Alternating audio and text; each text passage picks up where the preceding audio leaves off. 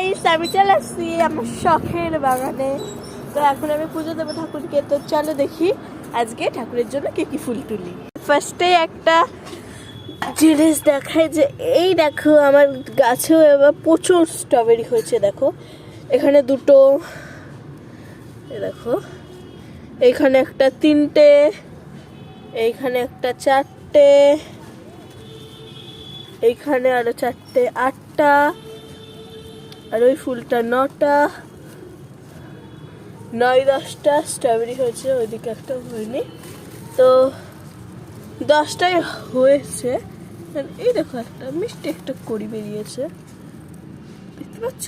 এই সাদাটা না কিন্তু, দেখো এখানটায়, তো ওটাও হবে। আর এই স্ট্রবেরিটা আমি কিন্তু প্রথমটা ঠাকুরকে দেবো। তো চলো এখন দেখি কী কী ফুল তুলি। ফার্স্টেই তুলে নিচ্ছি এই গাঁদা ফুলগুলো। দেখো কি সুন্দর পাপড়ি। আজকে তুলে নিচ্ছি মোট 2টো।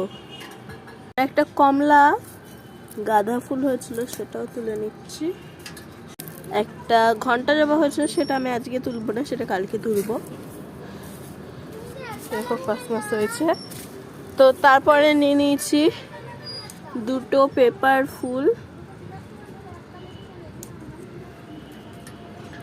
আর 2টো লাল পেপার ফুলও নিয়ে নিলাম, রেড পেপার ফুল।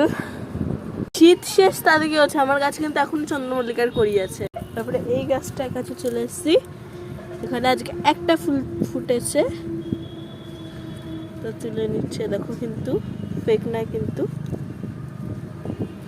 আর সাদা একটা মানে পিঙ্ক, আর যেটা আর কি সবসময় পাওয়া যায়, জঙ্গলেও হয়ে থাকে, সেই কালারটা আমি পেয়ে গেছি। এটা কিন্তু আমার ফেভারিট কালার। ছাদে এলেই আগে আমার মহাদেবের সাথে দেখা হয়। ছাদের থেকে একটা ফুল তুলে নিলাম, কি যেন এটার নামটা ভুলে যায়, চন্দ্রমল্লিকা তুলে নিয়েছি। তো আজকে পেয়েছি মোট এই কটা ফুল। আমার ছাদ বাগানে এই কটা ফুলই ফুটেছিল।